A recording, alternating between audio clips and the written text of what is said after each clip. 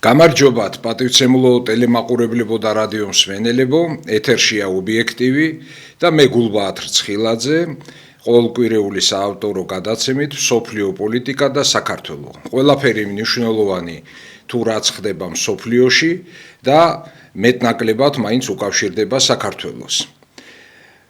დღეს თუნებას მომცემთ ძალიან საინტერესო გადაცემა იქნება, პირობას გაძლევთ თემატურად.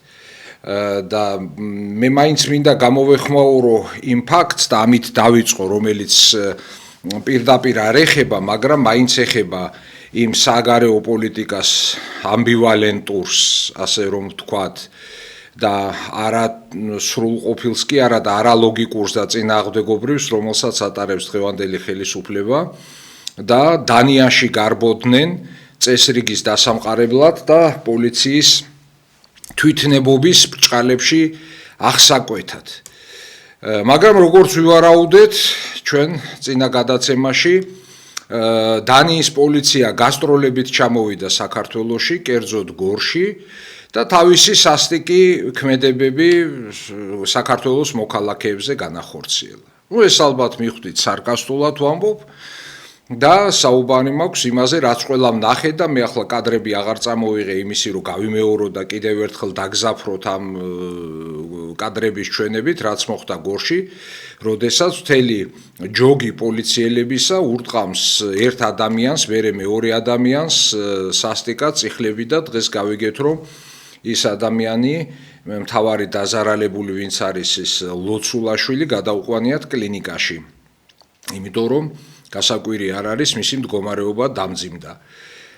საქმე რა არის, იცით, ახლა ეს ბევრი ხდება მართლაც სოფლიოში გადამეტება უფლებამოსილებისა პოლიციელების მხრიდან, მაგრამ აქ ჩემი აზრით არ არის ეს სამსახურებრივი გადამეტება, არამედ უფრო მძიმე შემთხვევასთან გვაქვს საქმე, რატომ? იმიტომ რომ იმ კადრებზე კარგად ჩანს, თუ კი დავაკვირდებით, რომ ჯერ არ არის ნაცემი ეს ადამიანი, მას გარშემორტყმული ყავს ეს, რა ვიცი, 10 კაცი პოლიციელი თუ რამდენიც არის, მეორე მიდის იქვე დგას და რაღაცა იქ პატარა ლაპარაკი შედგა მათ შორის, აი ამ პოლიციელებსა და აი ამ პიროვნებას შორის. და აი ეს პირი, ეს სამოქალაქო პირი ურტყამს სახეში გაარტყამს ხელს იმ პოლიციელს ერთ-ერთს. და ამის შემდეგ დაესევიან ისინი და დააგდებენ მას და წიხლებით შედგებიან და მერე მეორესაც სცემენ. ესე იგი რა უნდა ვივარაუდოთ ახლა, როგორ 10 კაცში დგახარ პოლიციელებში და ხელს ურტყამ ვიღაცას. ესე იგი რა მოხდა? იქ მიდიოდა ჩემი აზრი და ჩემი ვერსია არის საქმის გარჩევა, ასე ვთქვათ. ლაპარაკია იმაზე, რომ ამ კაცს წინ დაუმუხრუჭა რაღაცა მანქანა, ოპერატიული ალბათ თანამშრომლის მანქანა, იქ შელაპარაკება, მერე გაგრძელდა თუ ნებისმიერი მიზეზი რაც გინდა იყოს. ამას მოყვა საქმის გარჩევა და სიტყვიერი შეურაცხყოფა პოლიციის მხრიდან.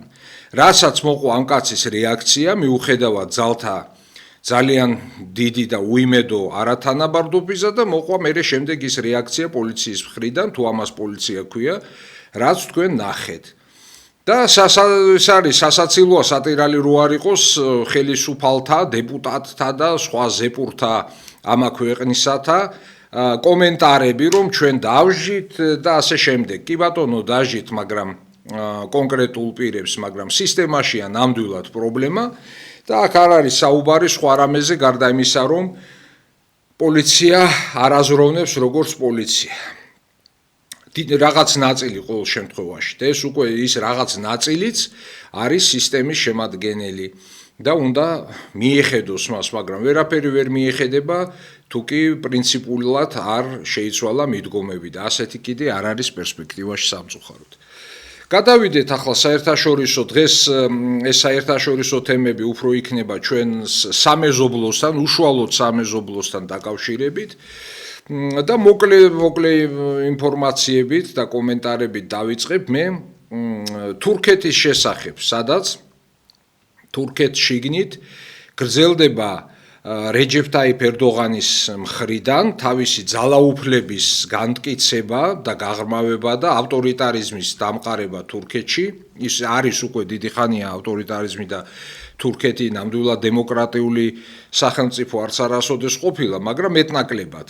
და თურქეთს აქვს ასე თუ ისე დემოკრატიული სისტემა, ყოველ შემთხვევაში ბევრ მუსლიმებით დასახლებულ აზიურ ქვეყნებთან შედარებით ძალიან ის წინ არის საწეული ამ კუთხით, თუმცა აი სასამართლო სისტემა აძლევს უკვე იქ რაღაც ნიშანს იმისას, რომ აღარ არის დამოუკიდებელი და უკვე გახდა ეს ერდოღანის ჯიბის სასამართლო. საუბარია რაზე ამას გამოსვლებიც მოყვა, მორიგი გადაწყვეტილება ოპოზიციის საწინააღმდეგოდ ცალსახად, როდესაც აგერ ხალხის აღშფოთება გამოიწვია სასამართლოს გადაწყვეტილებამ და მოხდა ქუჩებში, რამდენიმე ქალაქის ქუჩებში, მათ შორის იზმირში მოხდა დიდი შეტაკება და დაკავებები იმის გამო, რომ 2023 წლის პარტიული არჩევნები ოპოზიციური პარტია რესპუბლიკური სახალხო პარტია და იმისი თავმჯდომარე ოზგელი იქნა ოზელი უпроსორად გადარჩეული, ასე ვთქვათ, ამ სასამართლოს მიერ და დამტკიცებული ყოფილი თავმჯდომარე ისევ ქემალ ქილიჩდაროღლუ, რომელიც გამოდიოდა ერდოღანის წინააღმდეგ არჩევნებზე საპრეზიდენტო და წააგო ძალიან მარტივად, იმიტომ რომ ის არ არის ოზელივით ძლიერი ფიგურა.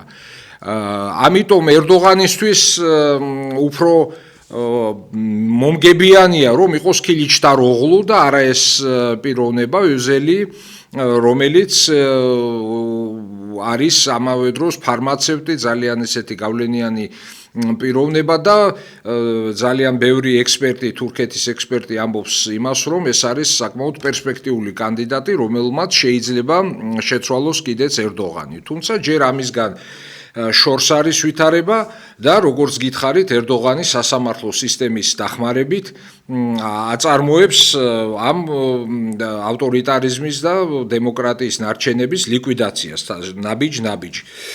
არის თურქეთის სასამართლო სისტემაში ასეთი საინტერესო მოვლენა, ღიზლი ტანიკ ქვია ამას, ეს ღიზლი ტანიკ რას ნიშნავს?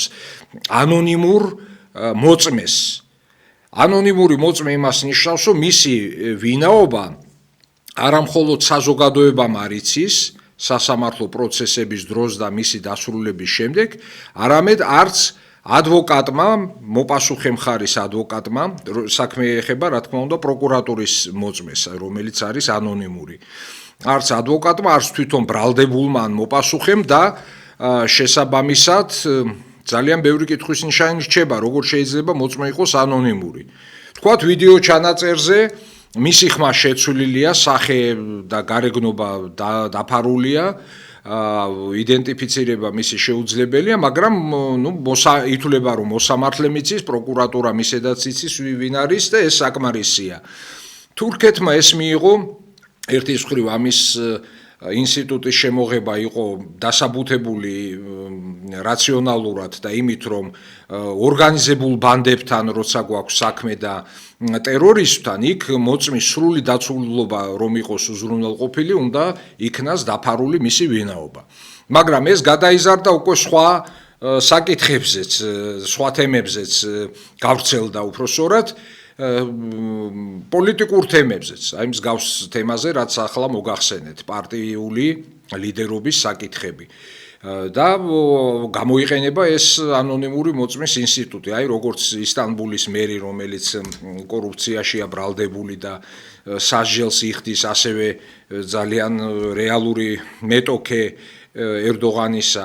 და ესე იგი ერდოღანის პოპს ველს მთლიანად, რომ არ წარმოიშვას რაიმე ძლიერი არსებითი ოპოზიცია და მის შემდეგ უკვე ამ 70 წელს გადაცილებული ერდოღანი და მას როგორც ჩანს შემდეგი ვადაც სურს, რომ ვადითაც მართოს თურქეთი თუმცა მას ასევე სურს გადააბაროს ხელისუფლება თავის, ასე ვთქვათ, რჩეულ მემკვიდრეს, ვისაც იგი აარჩევს. ჯერჯერობით ლაპარაკია და მოიაზრება ყველაზე ძლიერი პოლიტიკური ფიგურა ერდოღანის შემდეგ თურქეთში არის ხაკან ფიდანი, რომელიც გახავთ საგარეო საქმეთა მინისტრი და უწინიყო უშიშროების დაზვერვის მინისტრი და ძალიან მართლაც გავლენიანი ფიგურაა და იგი დიდი ავტორიტეტით სარგებლობს საერთაშორისო არენაზე. ეს არის მოკლედ რომ ვთქვა თურქეთში მიმდინარე პროცესები, რაც აუცილებელია რომ უფრო სიღრმისეულად იქნას გარჩეული და არა მხოლოდ სატელევიზიო გადაცემების ფორმატში, არამედ მუშაობდნენ თურქოლოგები, რომლებიც ყავს ჯერ კიდევ საქართველოში და აზრი მოეკითხოთ მათ, თუმცა სამწუხაროდ საქართველოს ძალიან შორს არის ასეთი მუშაობისაგან და ჩვენ ვიყურებით ხოლო ჩვენს აი ამ რაღაცა ჯამში, Facebook-ში და იმის იქით არაფერი უკვე პროფესიონალურ დონეზე არ ხდება სამწუხაროდ და ამას ამ არაპროფესიონალიზმს ხელს უწყობს პირველ რიგში მთავრობა. აღარ გავაგრძელებ ახლა რატომ და რა საკადრო პოლიტიკა და რა მიდგომები საერთოდ იცით თქვენ. გადავიდეთ შემდეგ თემაზე, კერძოდ საერთაშორისო საკითხებში წინა პლანზე დგას და ეს ძალიან დიდხანს იქნება პირველ პლანზე აშშ ირანის ურთიერთობები, მოლაპარაკებები შუამავლების მეშვეობით, რომელიც მთლიანად ტრამპისთვის არის ძალიან ამბიციური პროექტი და ასე ვთქვათ, ტრამპმა კბილები გაიფუჭა ცოტა ამ პროექტზე, ვერ მოერია, ვერ დაძლია ის ამოცანები, რაც თვითონ დასვა თავის წინაშე, თავის, ასე ვთქვათ, პარტნიორ ნეთანიაჰუსთან ერთად და ტრამპი მორიგი აფიორით გამოვიდა ამ კვირის დასაწყისში, როდესაც გავრცელდა ინფორმაცია მასზე დაყრდნობით, თვითონ გაავრცელა, რომ უკვე მიღწეულია შეთანხმება ირანთან, ჰორმუზის სრუტეც იხსნება უკვე, ირანი უარს ამბობს ბირთვულ პროექტზე და ასე შემდეგ. ანუ ყველაფერი ისე გააჟღერა, როგორც მას სურს. თუმცა მოლაპარაკებები რეალურად მიმდინარეობს და ახლოს არიან მხარეები შეთანხმებასთან, მაგრამ არა იმ პირობებით, რასაც ტრამპი ლაპარაკობს. როგორც ჩანს, შესაძლოა ეს კიდევ ერთხელ იყო საბირჟო კურსებზე გათვლილი რიტორიკა, ასე ვთქვათ, ბირჟაზე თამაშობს ტრამპი, მავანთა ინტერესების გათვალისწინებით, ხან დაეცემა ეს ნავთობის ფასი, ხან აიწევს, შესაბამისად საფონდო ბირჟაც რეაგირებს, კრიპტოვალუტაც რეაგირებს და ყველაფერი არის დამოკიდებული აი ამ ნავთობის ფასზე. და იყო ეჭვები და დღესაც არის ეჭვები, რომ ტრამპი სხვადასხვა განცხადებას შემთხვევით არ აკეთებს, ურთიერთგამომრიცხავ განცხადებებს, რადგან ეს მოკლევადიან გავლენას ახდენს ფასებზე, საბირჟო მაჩვენებლებზე და აი ამ სწორედ მოკლევადაში შეიძლება დიდი ფულის გაკეთება, მარტივად რო ვთქვათ, ვისაც აქვს რეალური ინფორმაცია მისთვის. ტრამპმა ასევე ჯერ ერთი რომ პატარა რაღაც დარტყმები განახორციელა ირანის სამხრეთ სანაპიროზე, იქ თითქოს დრონების გასაშვები წერტილი იქნა განადგურებული, მაგრამ მეორეს მხრივ ირანი ძალიან მშვიდად აგრძელებს მოქმედებებს და ბლოკადას ორმუზის სრუტისა. და ამ ასობაში ირკვევა, რომ ირანი და ომანის სასულთნო არაბული სახელმწიფო, რომელიც მოპირდაპირ ნაპირზე მდებარეობს და ეს პატარა ხედავთ, ომან რო აწერია მიწის ნაგლეჯს თითქოს, ხომ? ეს არაბთა გაერთიანებული საემიროების ჩრდილოეთ ნაწილში უშუალოდ, ასე ვთქვათ, ანკლავია ომანისა, რომელიც უფრო სამხრეთით არის გაშლილი ომანი და აი ამ ანკლავს იგი ფლობს სპარსეთის ყურის შესასვლელთან. და მისი ესე იგი ორი მხარე არის ზუსტად აი ყველაზე ვიწრო ნაწილი, რაც არის ორმუზის სრუტის, ირანი და ომანი არიან სწორედ ორი მონაპირე სახელმწიფო.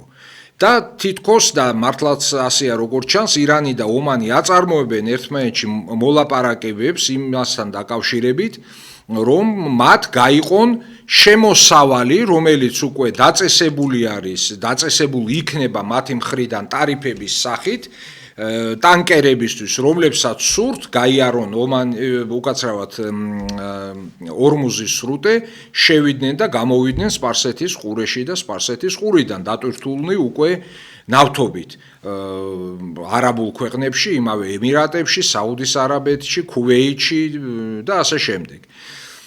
ამან ძალიან განარისხა ტრამპი, იგი არა მხოლოდ ირანს ემუქრება, არამედ ომანს, რომელიც მის მოკავშირედ ითვლება, ამერიკის მოკავშირე ასევე ომანი, მაგრამ ეს ამერიკის მოკავშირეები თანდათან დაიფანტნენ ამ სპარსეთის ყურის სახელმწიფოების საუდის არაბეთმა ცალკე დაიწყო თავისი პოლიტიკა, მით უმეტეს მეფე უფროსწორად კრონპრინცი ჯერ არ არის ის მეფე, მაგრამ დე ფაქტო უკვე მეფე არის ბინ სალმანი და მისი პაექრობა ფარული და არც ისე ფარული ქიშპობა აი სწორედ ალ ნაჰაიანის სახლთან აბუ-დაბის მთავარი ემირატი გაერთიანებული საამიროებისა და კონკურენცია და ომანი ცალკე კიდევ, რომელიც სხვათა შორის ბევრად უფრო ჩამორჩება დანარჩენ აი ამ არაბულ სახელმწიფოებს, გალფის უბრალოდ სახელმწიფოებს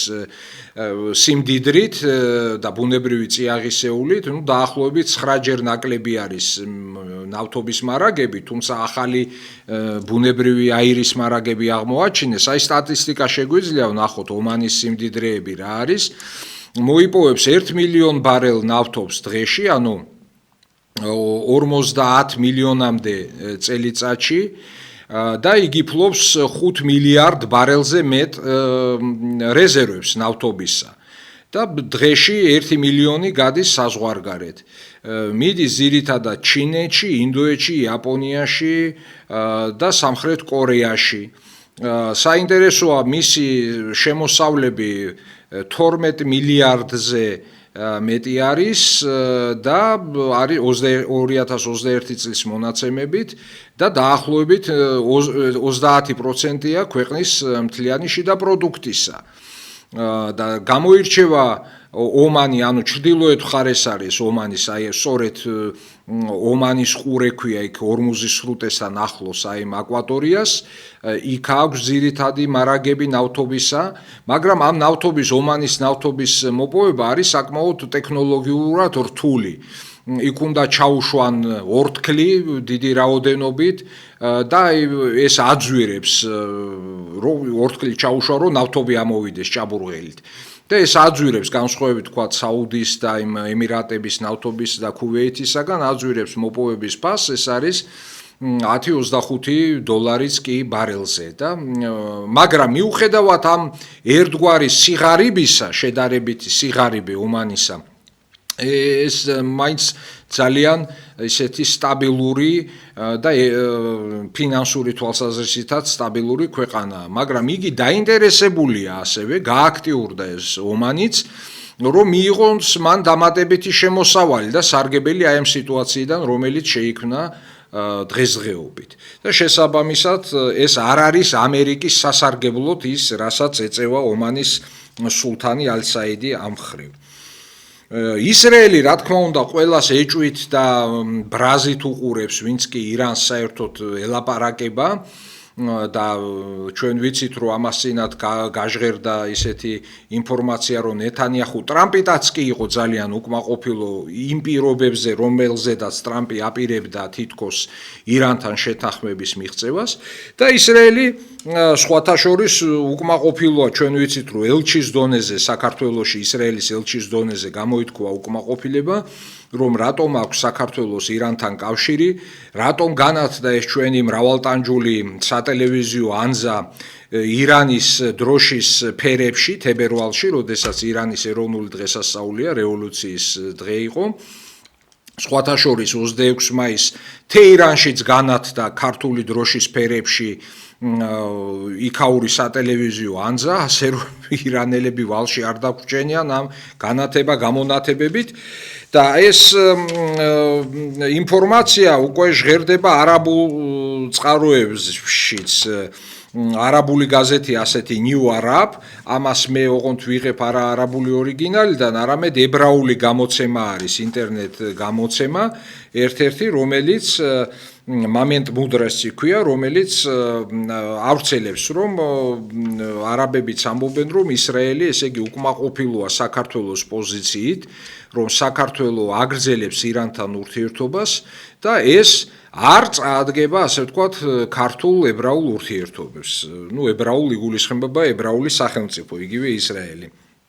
და ეს თვითონ ებრაული გამოცემა აღნიშნავს 7 ოქტომბრის შემდეგ, ანუ 2023 წლის 7 ოქტომბერი, როდესაც ღაზიდან შეიჭრნენ ისრაელში ტერორისტები პალესტინიდან და გაიტაცეს ხალხი, დახოცეს ხალხი და ამაზეა ლაპარაკი. 7 ოქტომბრის შემდეგ საქართველოს სამხრეთ კავკასიაში ერთ-ერთ ყველაზე პროისრაელურ ქვეყანად იქცა და ჰამასის თავდასხმის შემდეგ ისრაელს ღიად დაუჭირა მხარი. ეს მართლაც ასე იყო. საინტერესოა, რომ ირანის მიმართ სიმბოლური ჟესტებიც კი ამჟამად იერუსალიმის მხრიდან მკაცრ რეაქციას იწვევს. ეს აჩვენებს, თუ რამდენად გრძნობიარე გახდა თეირანის გარშემო ნებისმიერი დიპლომატიური თამაში ისრაელისათვის. და სხვათა შორის დღეს, ახლა ამასთან კავშირში არ არის, მაგრამ გახსოვთ ასეთი ქალბატონი ფერატკანიანი პროკურორი, რომელიც, ესე იგი, ჰააგის საერთაშორისო სასამართლოდან გამოდიოდა, ეს ქალი ფატუ ბენსუდა ამბობს, რომ მასზე ხორციელდებოდა დიდი ზეწოლა მოსადის აგენტების მხრიდან და იგი თავს დაუცველად გრძნობდა, რადგან მან ნეთანიახუს ბრალი დასდო სამხედრო დანაშაულებებში.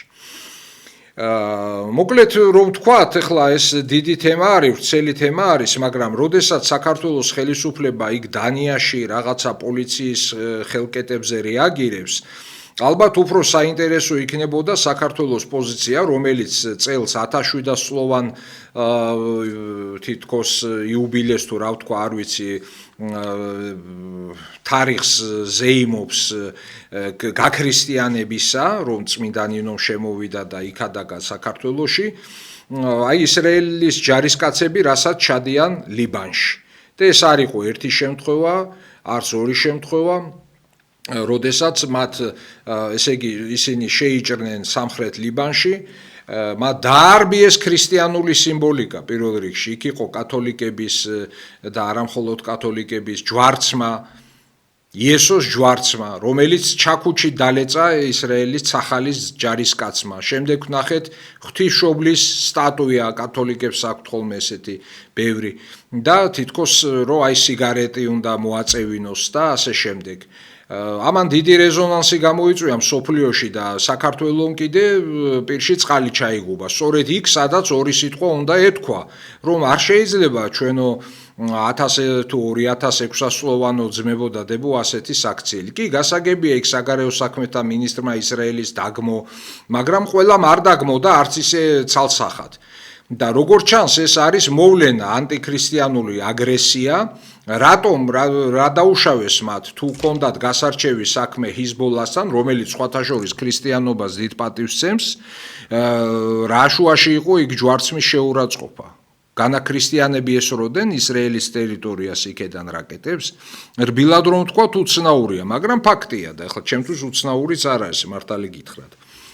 ახლა მე ამ ფონზე ყველაფერს მიმოვიხილავ აი ამ ახლო აღმოსავლეთთან დაკავშირებით და საქართველოსთანაც დაკავშირებით. ახლა მე რა მინდა ვთქვა, რომ ჩვენ აი მესაიდანაც გამოვდივარ ახლა, ეს არის ტელეკომპანია ობიექტივი, რომელიც არის აბსოლუტურად ყოველ შემთხვევაში ჩემთვის არის აბსოლუტურად თავისუფალი მედია და რომელმაც შეასრულა უდიდესი როლი სააკაშვილის რეჟიმის დემონტაჟში. აღარ მომყვები ახლა, იცით რა კადრები გავიდა სწორედ ამ ტელევიზიიდან. მე არავინ მიშლის ხელს აქ, რომ თქვა ჩემი აზრი და ვამბობ და გესმით თქვენ ახლა და არც მომავალში შემიშლიან. თუ მე თვითონ არ შევიცვლი აზრს, ვერავინ ვერ გადამათქმევინებს. და ის რომ თქვათ აქ ხელმძღვანელობას ტელევიზიის და პარტიის სხვა პოზიცია აქვს ირანთან დაკავშირებით, ვიდრე მე, აბსოლუტურად ნორმალურია და არაფერს ეს არ ნიშნავს რაღაც განსაკუთრებულს. და მე ამიტომ ჩვეულებრივად გუშინ მივედი გამოცხადებული ქონდა ირანის ელჩს სოციალურ ქსელში წავიკითხე, რომ ჩამოვიდნენ იქიდან ირანიდან დაღუპული ერთ-ერთი ბავშვის მინაბის სკოლაში ერთ-ერთი ბავშვის მშობლები.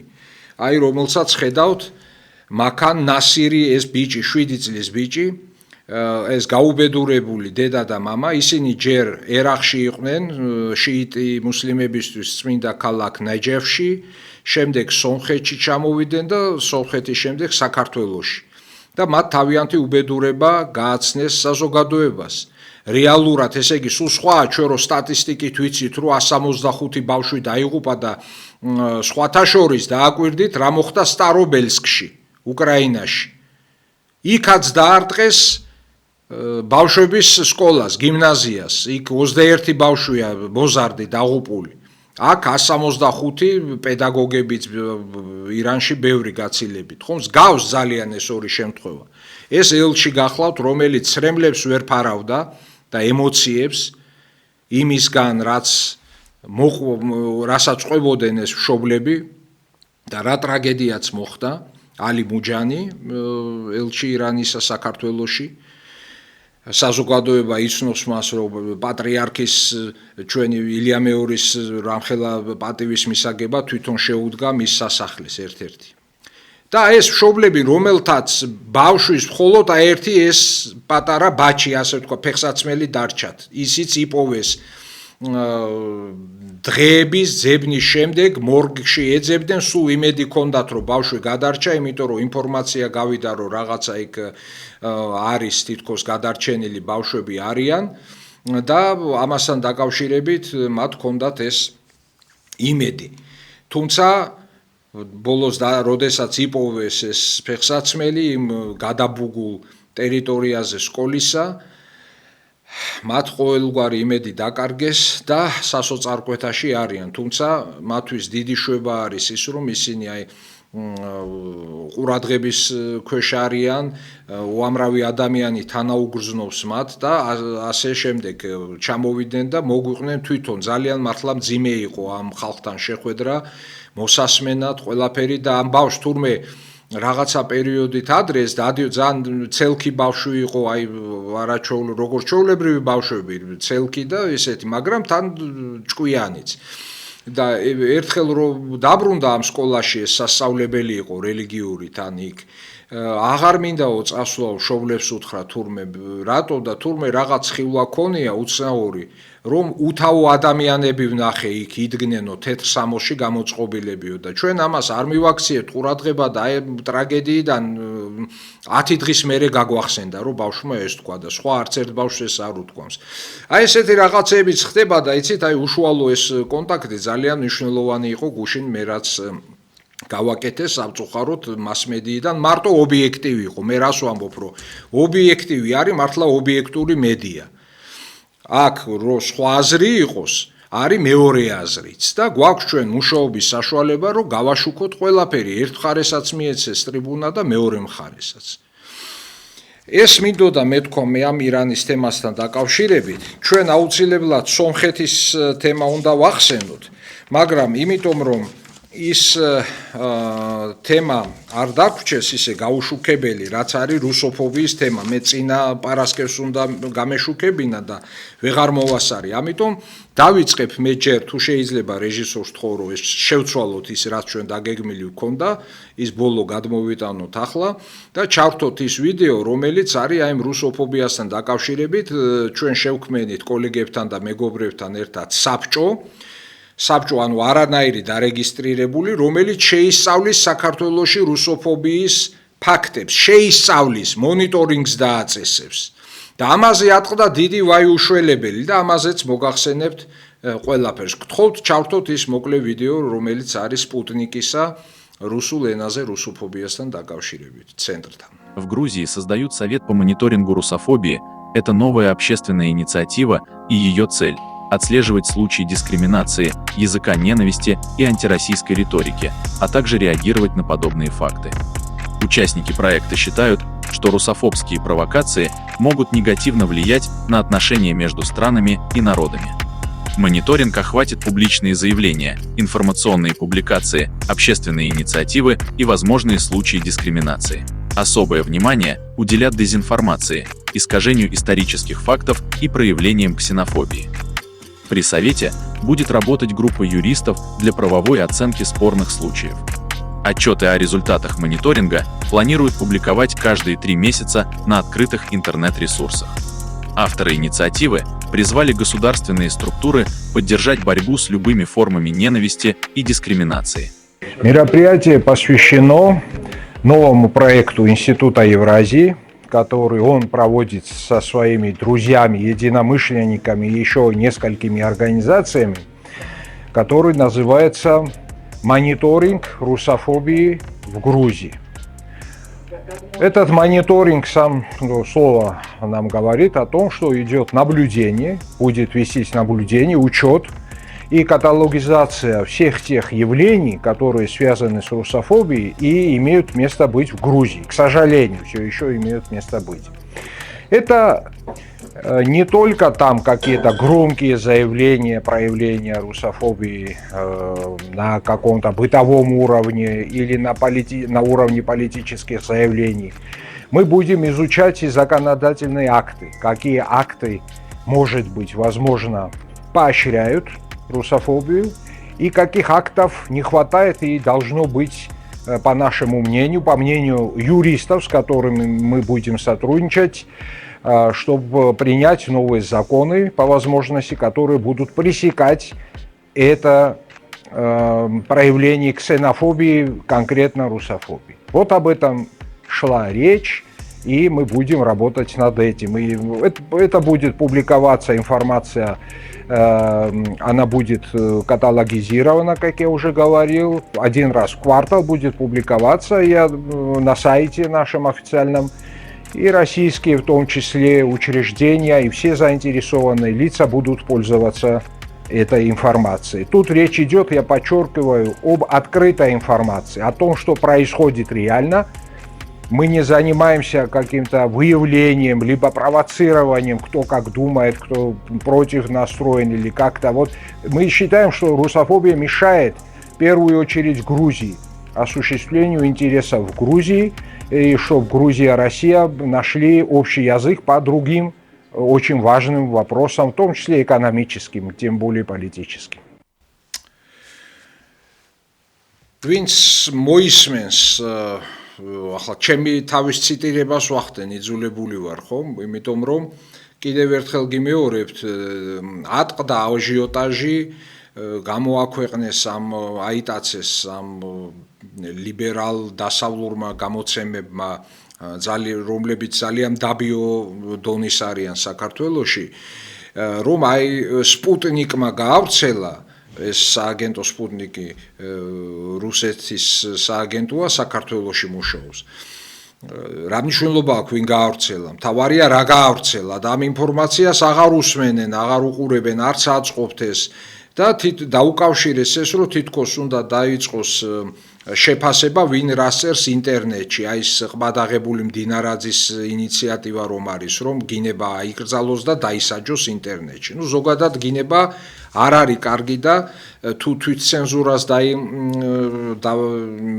მიხედავს ხალხი, უფრო ჯობია რომ არ იყოს ეს გინება, მართლა არ არის არაფერში არ ჯდება, მაგრამ ის რომ ჩვენ რამე კავშირში ვართ ამასთან, ეს არის გამორიცხული, ეს არის სულ სხვა პროექტი, თვისობრივად განსხვავებული.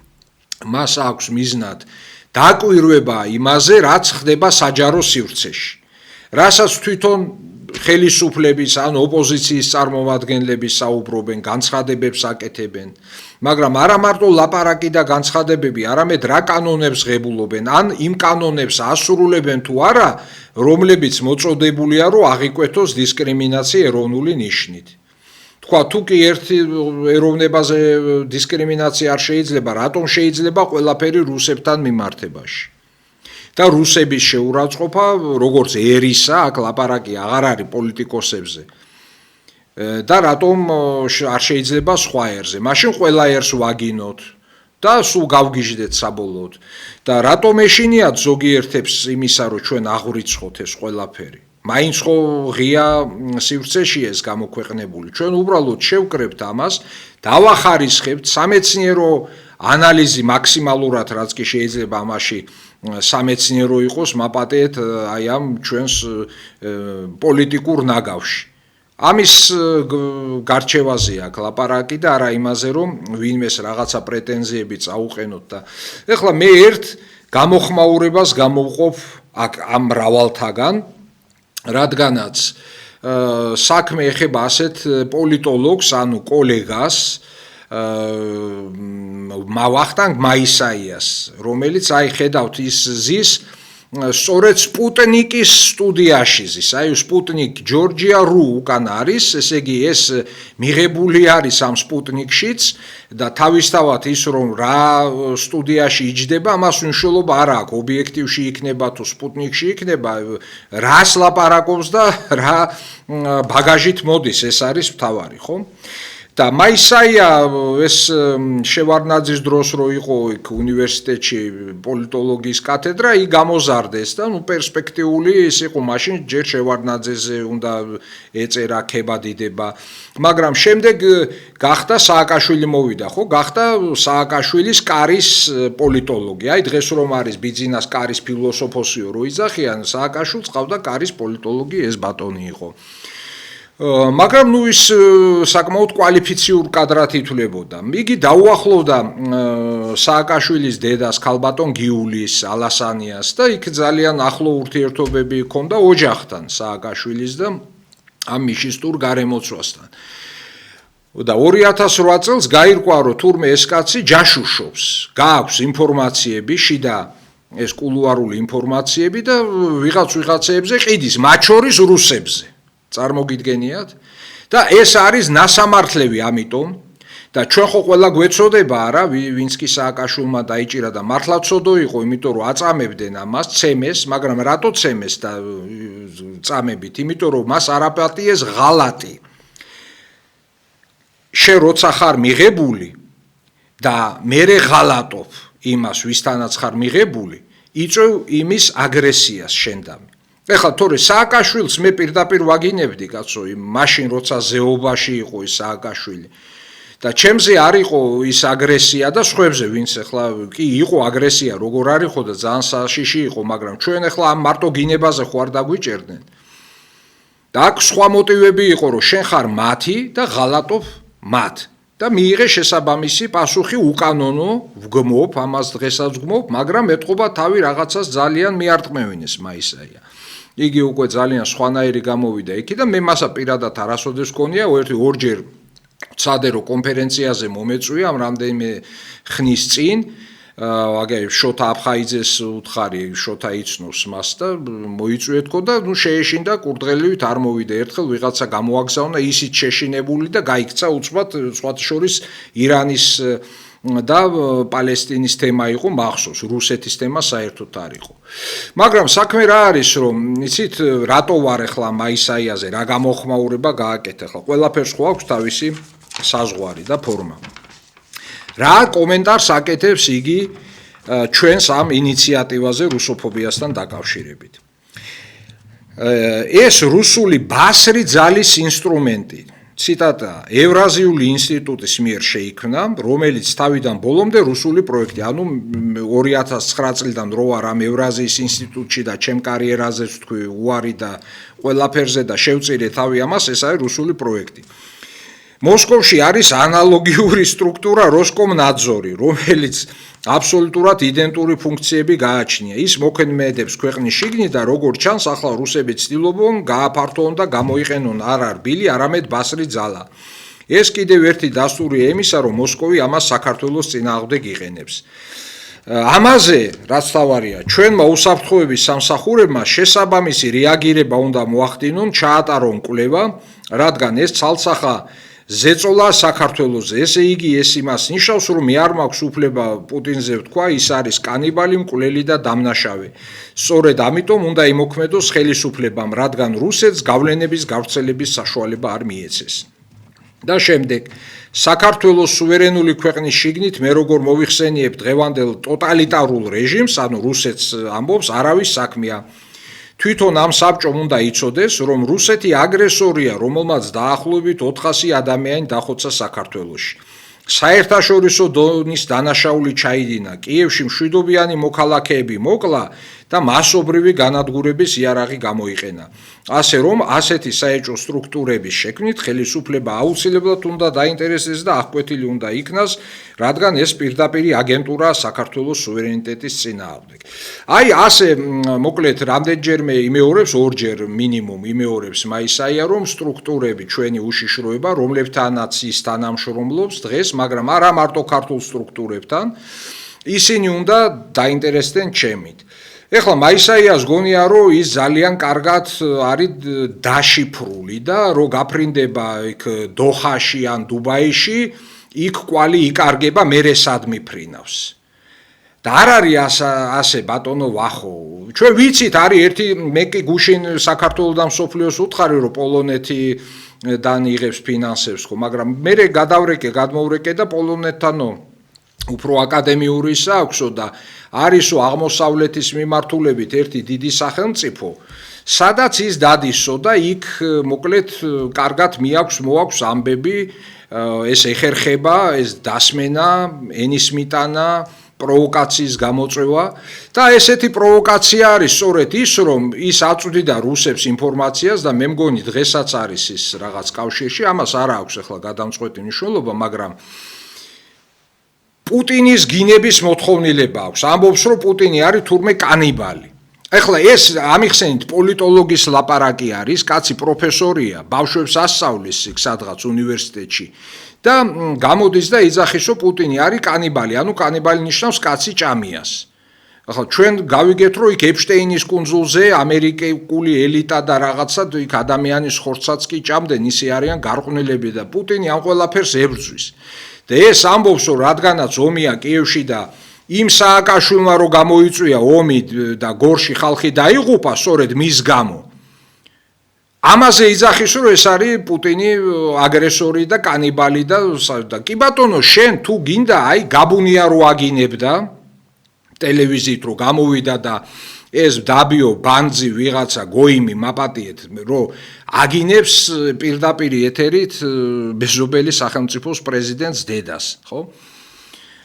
და გონია, რომ დიდი კაცობა ჩაიდინა. აი შეგიძლია ესე გააკეთო, რატო პირდაპირ არა და მე რაში გიშლი ხელს კაცო, ხო გამოქვეყდება მაინც და ეხლა მე დავწერ რამე, სხვა დაწერს, ეს მე ღიად ვამბობ. მე ხო არ ვამბობ, რომ იქ ჩუმად რას აკეთებ, ჩუმად რას ლაპარაკობ, ჩუმად ვის ელაქუცები, ეს ხო არ არის ჩემი საქმეა რა. ყველაფერი იქნება ის აღწერილი და გამოქვეყნებული, რაც ღია ხდება. მათ შორის ის, რაც ახლა ბრძანე. ესეც არის უკვე რუსოფობიის გამოვლინება. ალბათ იმის გამო, რომ რაღაც კვალი წაშალო, საკუთარი დანაშაული მიჩქმალო და კომპლექსები და ეს, მაგრამ უკვე ამ პიროვნულ თემებს აღარ გავაგრძელებ მე, ყველაფერი ისედაც ცხადია და ტელემაყურებელი თვითონ გააკეთებს დასკვნებს ამ თემაზე.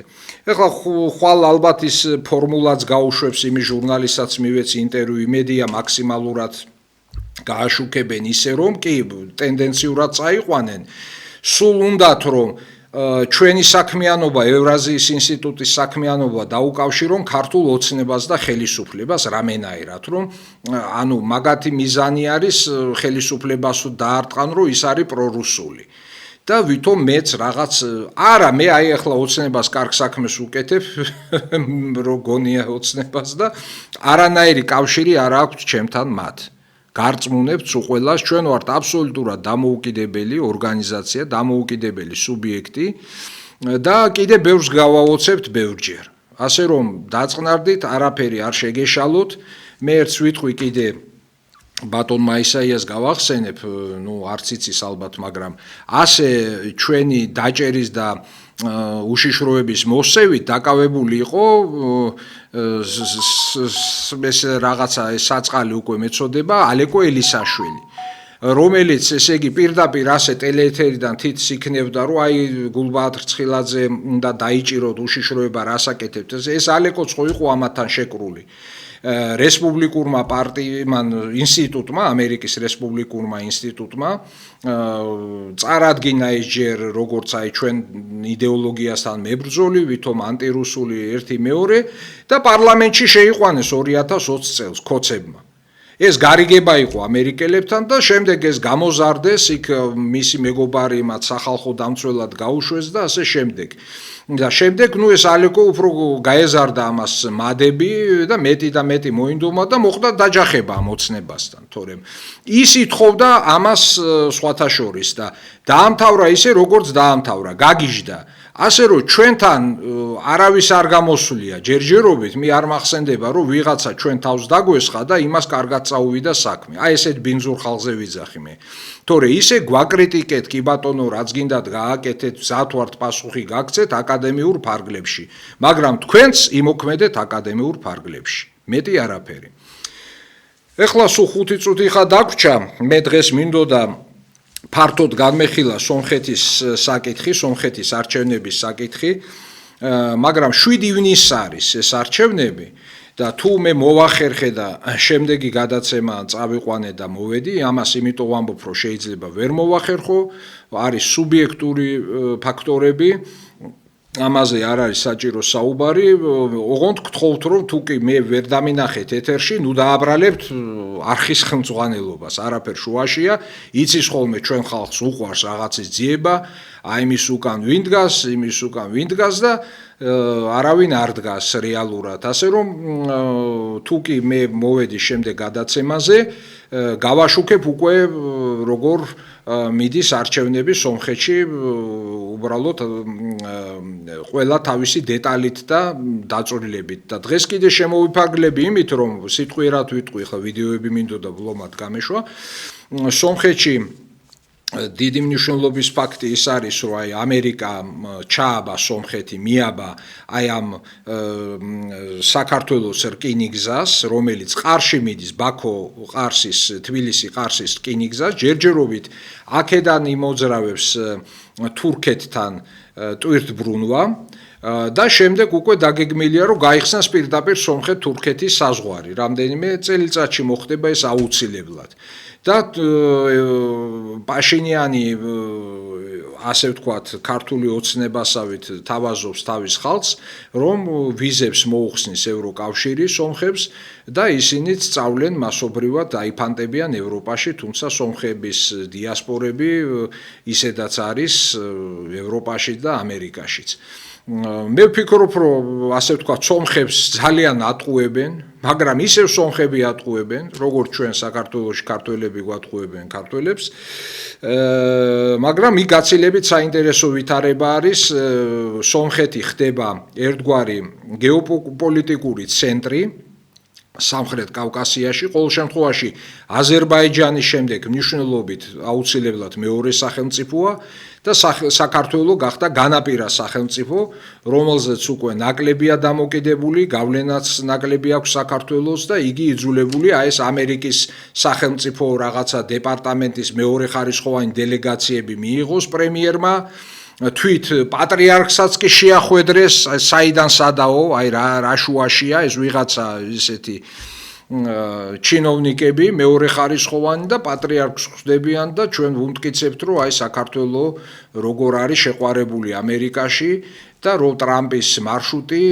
არის ჩვენი ოცნება და ხსნა ჩვენი რეგიონისათვის. ამ დროს რუსეთი გვამარაგებს ყველაფრით, ჩვენი ეკონომიკა, რაც ნარჩენები არის, მთლიანად დგას აი ამ რუსულ ინვესტიციებზე, რაც რეალური ინვესტიციებია და არა ის მოგონილი და ქაღალდზე დაწერილი. შემოსული კაპიტალი, ადამიანები შემოვიდნენ, რუსებმა იყიდეს ეს უძრავი ქონება და ეს უძრავი ქონების ბაზარი სხვათა შორის უკვე კოლაფსის პირას არის, აი ეს მაპატიეთ გამოთქმა სპიჩკის კაროვკა ბინები როა ბათუმში, რო ააშენეს უხვად და ის უკვე აღარაფერი ფასი იმას აღარ აქვს თითქმის, კი ადევს ფასი, მაგრამ ყიდველი არ არის. და სხვათა შორის ის ემირატებიც და ეს უკვე კიდე ადჯერ დაფიქრდება, რომ რანაირი ინვესტიცია განახორციელონ აქ. ასე რომ საქმე სერიოზულად არის და ჩვენ უკვე სომხეთს უნდა ვუყუროთ, საით წავა, როგორ წავა და იმაზე ავაგოთ ჩვენი პოლიტიკა. აი ეს არის სულ დღეს რაც მინდოდა მეთქვა. იმედია მაპატიებთ, რომ ბევრ თემას ვეღარ შევეხე, მაგრამ მომავალში შევხვდებით ისევ აუცილებლად ამა თუ იმ დროს და ამა თუ იმ ფორმით და განვაგრძობთ ჩვენ საუბარს სხვადასხვა თქვენთვის საინტერესო თემებზე. კომენტარები დაწერეთ, მოგწერეთ და ყოველთვის კრიტიკას მივესალმები. დიდი მადლობა, კარგად ბრძანდებოდეთ.